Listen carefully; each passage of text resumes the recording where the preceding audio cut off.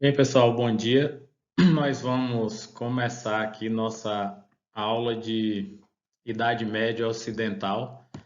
Nós já falamos na aula anterior acerca da Idade Média Oriental, que foi o Império Bizantino, o Império Romano do Oriente e a expansão islâmica, o Império Árabe, tá?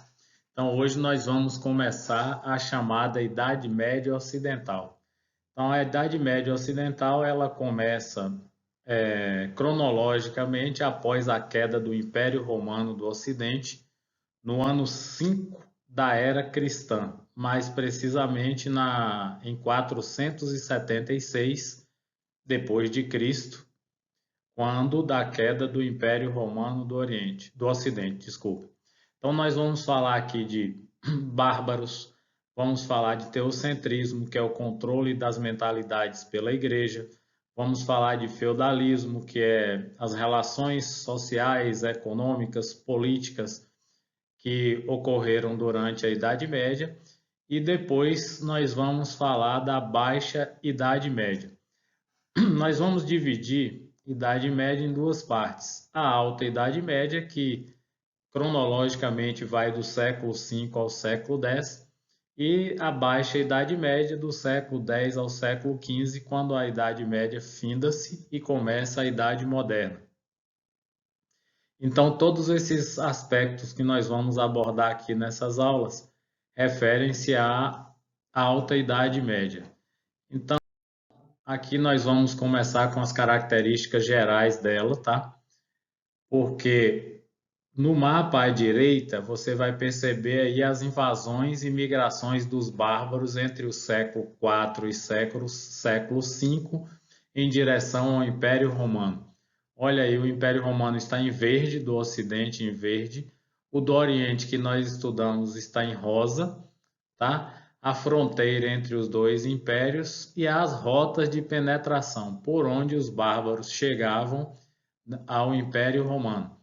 Vale destacar que eles entraram no Império Romano por vias pacíficas, alguns deles, e outros por vias violentas. Nós vimos lá quando da queda de Roma que as invasões bárbaras, elas foram um dos fatores que levaram à decadência do Império Romano do Ocidente. Então vamos lá. Características gerais dessa alta Idade Média, formação e apogeu do feudalismo, nós vamos falar mais à frente. Período de constantes invasões e deslocamentos populacionais, os povos saem do norte da Europa e vêm para a Península Itálica, depois Península Ibérica, chegam até o norte da África aqui, tá certo? E o que nós chamaremos de Alta Idade Média, faremos aqui uma síntese de elementos do Império Romano, do Império Germânico, desculpe, mais o cristianismo. Tudo isso aí sintetiza o que é a Alta Idade Média. Então vamos lá. Primeiro povo que a gente vai estudar aqui de forma genérica são os bárbaros, tá? Os bárbaros, eles são fora da fronteira de Roma, nós já vimos aqui no mapa anterior. São vários grupos, suevos, lombardos, teutônicos, francos, guarde bem esse nome, francos, nós vamos abrir uma discussão sobre eles. Godos, visigodos e ostrogodos, esses foram para a Península Ibérica. Os vândalos, os burgúndios, ânglos e saxões. Os ânglos e saxões foram para a Britânia, hoje formam a Inglaterra. Então, economicamente, eles tinham uma economia agropastoril. O que significa isso? Focada na agricultura e no pastoreio. Não tinham o comércio como atividade econômica, nem usavam moeda. Então, a economia deles é amonetária. Ausência de escrita. Então, são povos ágrafos, não escrevem. São politeístas, culto a vários deuses. Inicialmente não tinham propriedade privada, significa dizer que as terras eram comunais. O poder político estava ligado a uma casta de guerreiros, seguindo a lealdade ao chefe, tá? Então, havia um laço de dependência que nós vamos chamar de comitatus, que é a lealdade ao chefe guerreiro. O direito que era praticado aqui entre os povos bárbaros, nós chamamos de direito consuetudinário, que é o direito baseado nos costumes, nas tradições. Então, não havia que aqui, como no Império Romano do Ocidente, um direito escrito, né, legislado. Não era assim. Era baseado na tradição. Hoje, no direito, a gente chama esse modelo de common law, direito baseado no costume ou consuetudinário. Guarde essa expressão aqui, esse nome, comitatus, que ao juntarmos ao colonato romano, nós teremos a formação do feudalismo. E aí chegamos ao feudalismo. O que é o feudalismo? É um sistema político, econômico, social, que tem como características a economia é de base agrícola, fundada na subsistência, ou seja, não há comércio e nem a circulação de moeda, portanto a economia é amonetária, baseado nas trocas, que nós chamamos de escambo. E no feudalismo nós temos aí uma divisão da propriedade, que nós vamos chamar de feudo, que é um benefício ou beneficium adquirido durante a decadência do próprio Império Romano do Ocidente. Então, o feudo ele é dividido em três partes principais aqui. O manso senhorial, que é a casa do senhor, o castelo e as melhores terras. O manso servil, que o senhor aluga para o servo, são os lotes ou glebas ou tenências. E o manso comunal, que é a parte, o nome já está dizendo, é comunal, porque são os bosques e pastos de uso comum. Tá? Então, a unidade básica é o feudo, com essas subdivisões aqui. A sociedade no feudalismo ela é estamental, significa dizer que ela é rigidamente estratificada. Você tem aí, na relação do topo dessa sociedade, uma relação entre suzeranos e vassalos, que nós vamos falar aqui, e você tem o senhor e o servo. Vamos começar pela relação de suzerania e vassalagem, que é entre nobres. Digamos que esse quadro branco aí, que esse slide aparece, fosse uma suzerania, uma porção de terras pertencente a um suzerano. Como ele não tem condição de cultivar toda essa extensão de terra, ele abre uma espécie de meação, uma divisão para os seus vassalos, tá? Então, esses vassalos é uma relação entre nobre, porque mesmo o vassalo aqui também é um nobre, só que é um nobre com menos posses do que o suzerano. E esses vassalos é que vão ter essa relação predatória e exploratória dos servos, tá? Então, digamos que essa parte aqui ficou para um vassalo e esse vassalo vai explorar os servos cobrando algumas taxas que nós chamaremos aqui de pedágios, são os impostos feudais. Então, na sociedade estamental, a posição era definida pelo nascimento. A família de nobres, os filhos tendiam a ser nobres.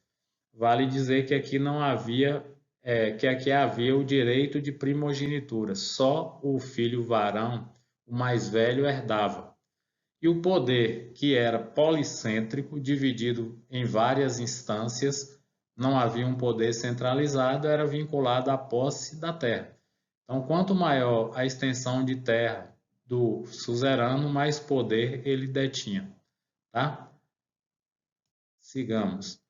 Como é que funcionava a relação de poder? O clero, a igreja nessa época estima-se ter aí 1/3 das terras, entre 25% e 1/3 das terras pertenciam à igreja, e a igreja aí era o maior proprietário das terras no feudalismo, e o clero agregava aí o poder político mais o poder ideológico. A gente colocou aqui entre parênteses a salvação, porque a formação das mentalidades ficava a cargo da igreja. Contestar o poder do clero aqui, o poder da igreja, era contestar Deus. Portanto, você tinha uma relação aqui teocêntrica. Quanto aos nobres, eles tinham as terras e tinham um poder político, mas o poder político voltado para as guerras. Então, a igreja ela era o braço intelectual e a nobreza ela fazia a defesa. Então, ambos trabalhavam aqui de uma forma de parceria e aos servos sobravam aqui só as obrigações. São várias delas. A corvéia, que são taxas que eles pagam para os proprietários das terras, a talha, as banalidades, o tostão de Pedro, o dízimo, daqui surge a palavra dízimo da igreja, a mão morta, a captação e a formarriagem. Vou explicar todas elas aqui. Então, que é a corvéia? O servo trabalhava, digamos, de segunda a sexta nas terras do Senhor e no sábado e no domingo ele iria trabalhar ainda limpando as baias, limpando a casa, os banheiros, que não existia banheiro, mas onde eles faziam as necessidades eram os servos que iam limpar. Essa obrigação é chamada de corvéia. Talha é quando ele aluga os chamados EPIs da época, né? Equipamento de proteção individual. Ele utilizará esses equipamentos e paga por eles, tá? Paga em dinheiro não, porque a gente já percebeu que a economia aqui é a monetária, ele paga em trabalho, em serviço. A relação entre o servo e o senhor é uma relação de servidão. É parecida com a escravidão, mas não é uma relação escravagista, porque na relação escravagista o homem serve como mercadoria. Aqui ele está ligado à terra, ele é vinculado à terra. Se uma terra passa de um suzerano para outro, o servo que nela está, ele também vai junto. Então ele está preso à terra, e não está preso numa relação de comércio. O tostão de Pedro era o pagamento que ele fazia para a igreja para frequentar a capela e rezar. A mão morta era um imposto de herança. Morreu o servo, o filho, para permanecer na gleba, pagava uma taxa. A captação é um imposto que paga por cabeça. Capta vem de cabeça. A formarriagem é uma taxa que quando a filha ou o filho do senhor vai casar, o servo banca as despesas do casamento. Então aqui você tem todas essas obrigações são dos servos. Na verdade, se constitui praticamente uma relação de escravidão, mas não é escravidão, chamamos de servidão. Entre os servos havia os vilões. Não é vilão de filme, de série, nada. Vilão é alguém que tem um status que a gente chama de status anormal. São aqueles que não perderam tudo com a decadência do Império Romano e guardaram algumas terras, algumas propriedades pequenas, algumas vilas. Então eles são quase servos, mas eles têm ainda a propriedade pertence a eles. Então a relação de dependência deles com relação ao suzerano e ao vassalo é menor. Por isso que a gente diz que os vilões têm um status anormal. A política, como eu falei antes, ela era descentralizada. Significa que em cada feudo mandava o senhor feudal mandava, porque não havia um poder centralizado. Essa centralização vai ocorrer no Estado moderno, já na Idade Moderna. E aí a ideologia que justificava toda essa relação de poder é a ideologia teocêntrica, porque a igreja, como maior instituição, tanto clerical quanto econômica, ela que forma as mentalidades. E a ética que a igreja passava era uma ética paternalista, cristã, baseada no conformismo e no continuismo. Ninguém questionava o poder da igreja. Então era foi um período de muita insegurança, muita falta de horizonte dos servos e de produtividade baixa. Embora haja uma mudança no decorrer do feudalismo na produtividade, antes eles cultivavam metade da terra, descansavam a outra metade num regime parecido com o pousio que vocês estudam lá em geografia. Depois houve uma evolução, eles passaram a cultivar os 2/3 nos extremos e descansava o meio da terra. Então, no momento que você cultivava 2/3 da terra, 1/3 descansava. Então, você aumentou a produtividade aí, porque antes você cultivava 50 e 50, agora você vai cultivar 66% da terra. Então, vai haver um aumento de produtividade. Esse aumento de produtividade não se traduz em melhoria para o servo, ao contrário, aumenta a relação de exploração. Daí você tem esse inconformismo dos servos, vai fazer com que o próprio sistema entre em parafuso lá no final da Idade Moderna, da Idade Média, desculpe. Porque esse aumento de produtividade melhora também a relação do servo com o alimento, novas tubérculos, novos alimentos são incorporados à dieta desses servos e de toda a Idade Média. Então você vai ter uma explosão demográfica no final do século, em meados do século XV. Esse feudo que vai ficar extremamente cheio de habitantes, aos poucos o senhor feudal vai liberando os menos aptos e aqueles vão saindo e formando vilas próximas ao feudo. Então nós vamos chamar isso lá na frente de renascimento comercial e urbano, é um tópico que a gente vai estudar.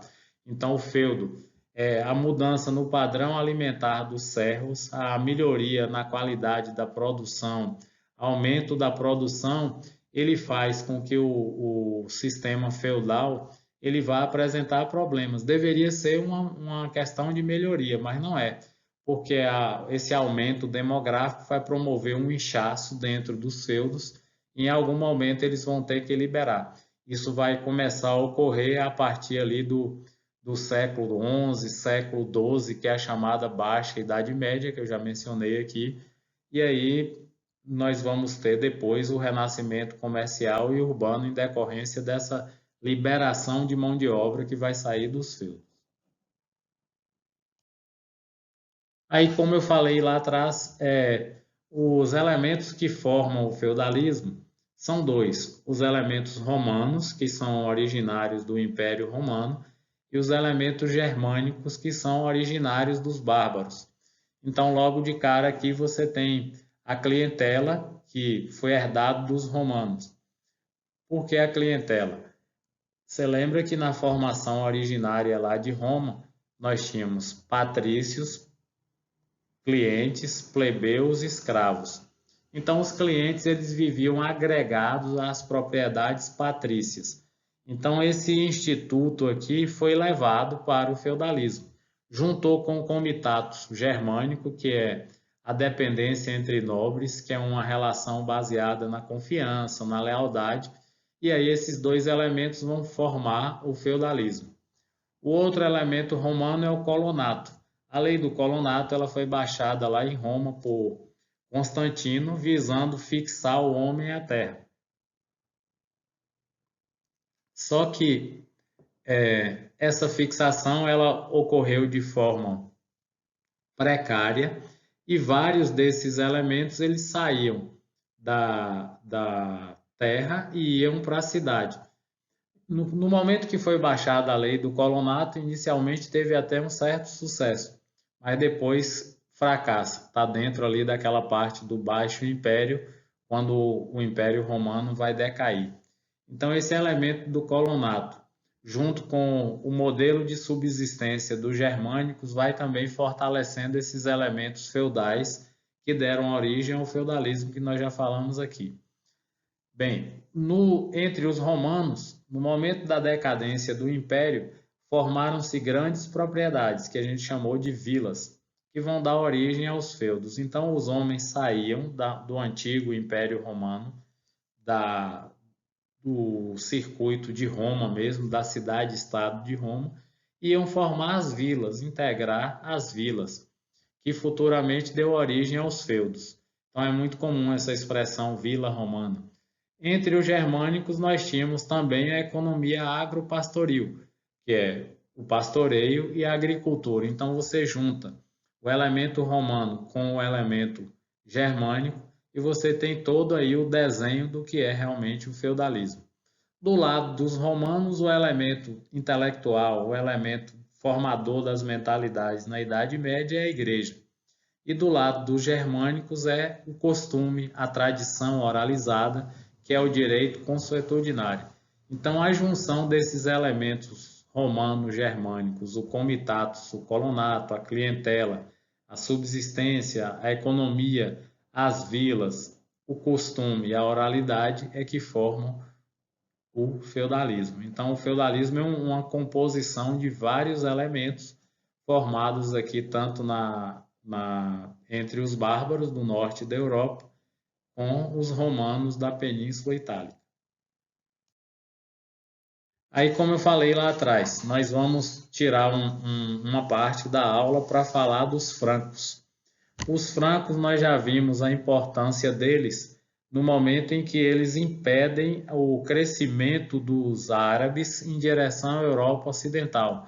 Mostrei naquele mapa lá atrás que na famosa Batalha de Poitiers, os francos contiveram o crescimento dos árabes e impediram o avanço para a Europa Ocidental. Então, os francos, como curiosidade aqui, você tem o primeiro reino bárbaro, o primeiro povo bárbaro a converter-se ao cristianismo. O reino franco é na atual França, tá? E diferentemente dos outros que foram efêmeros, ele foi duradouro. Ele tem uma história construída na França. O primeiro rei da dinastia merovingia foi Meroveu, por isso o nome Merovingia. Depois teve Clovis, que foi o responsável por converter os bárbaros ao cristianismo. Eles conquistaram toda a parte da Gália ali, né? Os franceses são chamados de galos, né? Então aqui eles tiveram esse papel importante na conquista da Gália, ruralizaram toda a Gália, que é um elemento também do feudalismo, e eram o braço armado da igreja no processo de conversão dos demais bárbaros. Então, o acordo que foi feito entre a igreja e os francos era esse: os francos participavam do processo de conversão de outros bárbaros e recebiam da igreja uma espécie de estatuto diferente. Nós vamos ver aqui que o Carlos Magno, até imperador do Império Sacro Império Romano Germânico, ele vai se transformar. Então, entre os bárbaros nós tínhamos fragmentação do poder, porque você tinha várias dinastias disputando o poder. Os últimos reis da dinastia dos francos nós chamamos de reis indolentes, são reis preguiçosos que, por incompetência administrativa, não conseguem levar o reino franco a melhores dias, como foi deixado por Carlos Magno, que foi o homem mais importante entre os francos, inspirador até de Napoleão. Então, Império Carolíngio, o reino cristão dos francos, é a mesma coisa. Nós vamos ver aqui no mapa. Antes, nós vamos ver as dinastias que foram formadas na França e chegaram até a dinastia de Bourbon, que caiu com a Revolução Francesa. A primeira foi a dinastia merovingia, durou aqui do século V ao 8. A dos carolíngios, que foi essa que a gente mencionou, do século 8 ao século 10. Depois, antes disso, houve uma ruptura entre os francos. No Tratado de Verdun, está escrito aqui tratato, né? Um erro aqui de grafia.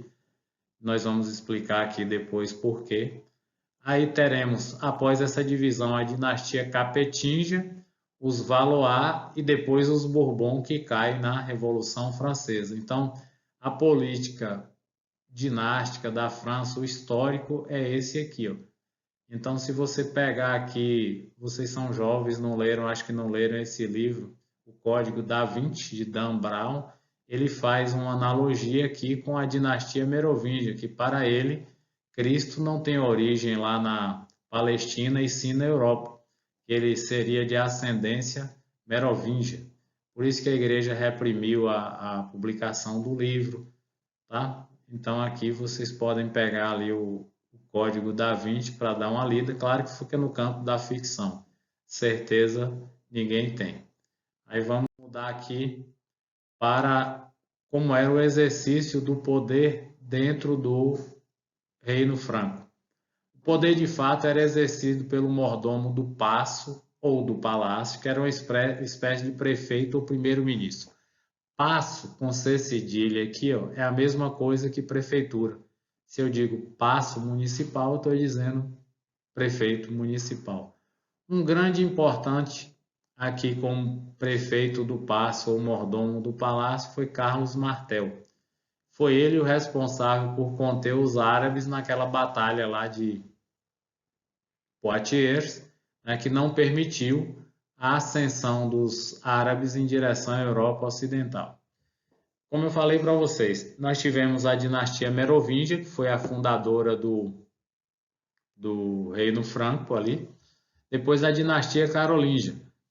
E nós vamos ter aqui um papel muito importante na história da igreja, nessa parceria com os bárbaros. Na dinastia Carolíngia, Pepino o Breve, ele fez 3 coisas importantes com relação à igreja. Lembrem-se bem que os bárbaros foi o primeiro povo a ser cristianizado, e aí eles expulsaram os lombardos da Península Itálica. Os lombardos é um dos povos bárbaros, tá? Então, os lombardos eles ficam na região da Lombardia, que hoje foi a principal região afetada aí pela pandemia do coronavírus, fica no norte da Itália.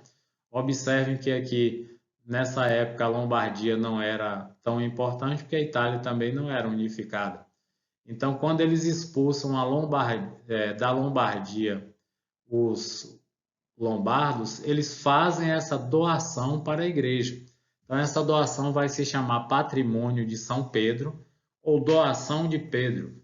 É o embrião do Vaticano, só que o Vaticano hoje é um enclave na cidade de Roma, bem pequena em relação a essas terras da Lombardia que os francos doaram para a igreja. Tanto que lá no século XIX, a igreja vai resistir ao processo de unificação italiana para não perder essas terras que lhe foram doadas pelos francos aqui, foram doados pelos francos, essa região da Lombardia, que era chamada de Patrimônio de São Pedro. Então observem que os francos eles trabalham aqui, ó, bem antenados, né, com a igreja. Como eu falei lá atrás, é o braço armado da igreja para a conversão de bárbaros em cristãos. Aí o auge dos bárbaros é aqui entre o século VIII e século IX. Carlos Magno era um cidadão analfabeto, autodidata, não estudou nada, mas ele foi um cara que levou para o Império Carolíngio vários intelectuais, pintores, literatos, arquitetos. Ele fez assim grandes mudanças no norte da Europa, no território dos bárbaros, que se transformou depois no Sagrado Império Romano-Germânico. Então, todas as terras que ele conquistava, ele dividia com os nobres para criar o famoso laço de dependência, aqueles laços lá que mencionei no feudalismo. Então, diferentemente dos outros bárbaros, houve aqui uma centralização relativa, porque o Carlos Magno ele dividiu todo o império dele em marcas, ducados e condados, que ele chamou aí vários funcionários para cuidar dessa burocracia. Então ele fez uma divisão. Observe que no norte da Europa, antes da unificação da Alemanha, nós tínhamos vários condados, ducados e marcas. Um condado, um conde é o dono desse condado. Um ducado, um duque. Uma marca, um marquês. Então era uma centralização relativa porque ele, embora tenha doado, ele colocava lá pessoas para administrar esses condados, ducados e marcas. chamou esses funcionários de missi dominici. Então, os caras tinham uma missão para vigiar esses ducados, condados e essas marcas. E dentro do seu império, ele baixou algumas leis. Essas leis não eram escritas, nós já vimos, chamadas de capitulares, porque vinham em capítulos. Então, o império de Carlos Magno ele foi o auge do povo bárbaro conhecido como franco. Por isso que a gente chama esse período aqui de Renascença Carolíngia.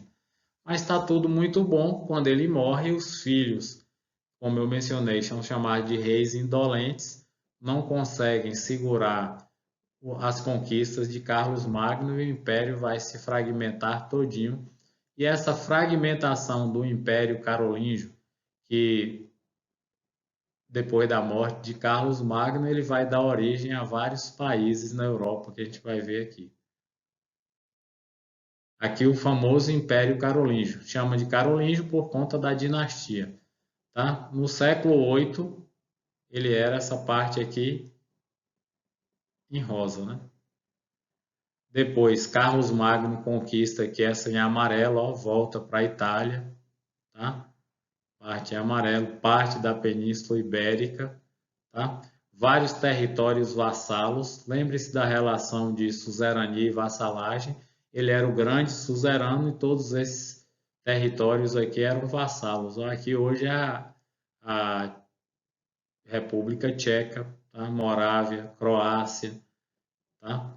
Estados da Igreja aqui em Mostarda.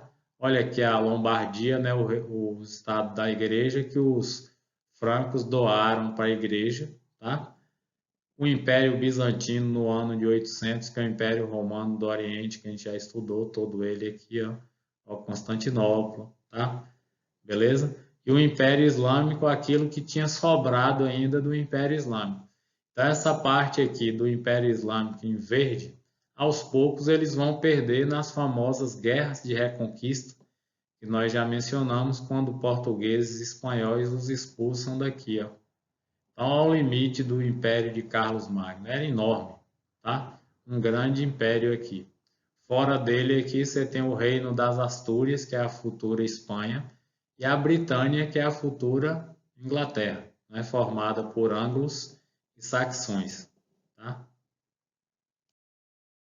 Aí vem o chamado Renascimento Carolíngio, como eu falei, preservou obras clássicas, levou arquitetos, escritores, enfim, e várias escolas eclesiásticas, porque, como ele tinha uma parceria com a igreja, ele não ia romper essa parceria.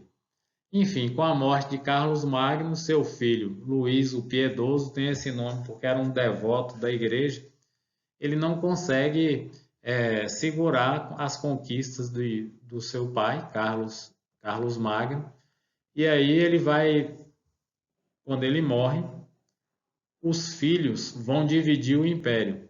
Isso aí é no chamado Tratado de Verdun, escreve com O aqui, mas a pronúncia é Verdun, e o império vai ser dividido.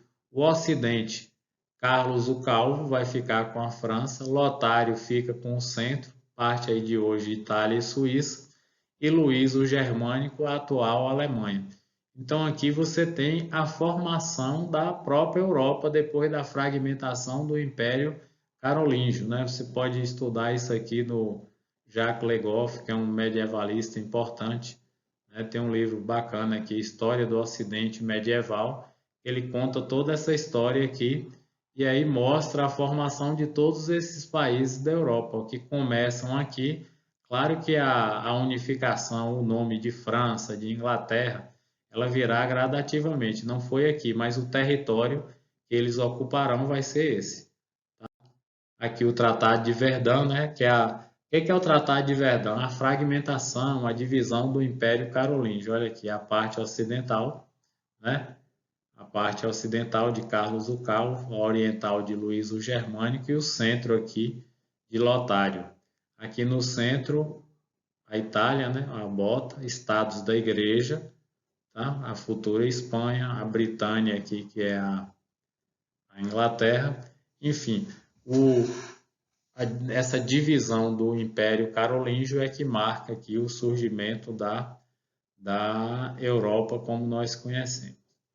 Então, pessoal, veja bem, eu coloquei para vocês uma atividade na pós-aula, né, para vocês fazerem uma atividade discursiva e coloquei também como observação lá no ambiente do Google Classroom a atividades do livro, tá? Então, as atividades do livro vocês vão ver responder e a nossa aula aqui de história, ela é a primeira, né? Nós estamos fazendo aqui a primeira aula e eu estou no grupo aqui do Facebook, desculpa, do WhatsApp, à disposição para tirar qualquer dúvida, tanto quanto da aula, quanto da atividade discursiva, quanto das questões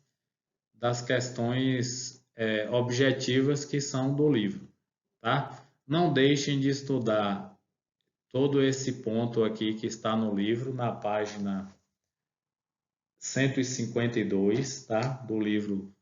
Do seu livro 3, que é a Alta Idade Média. Então, toda aula é necessário que você estude para que você tenha um acompanhamento, porque na próxima nós já iremos para a Baixa Idade Média. E é necessário que você guarde aqui os conhecimentos da Alta Idade Média para que você tenha um acompanhamento, saber o que eu estarei falando na próxima aula, que é a aula de sexta-feira, dia 17. Tá certo? Então, um bom dia aqui, uma boa aula. Aguardo vocês no WhatsApp.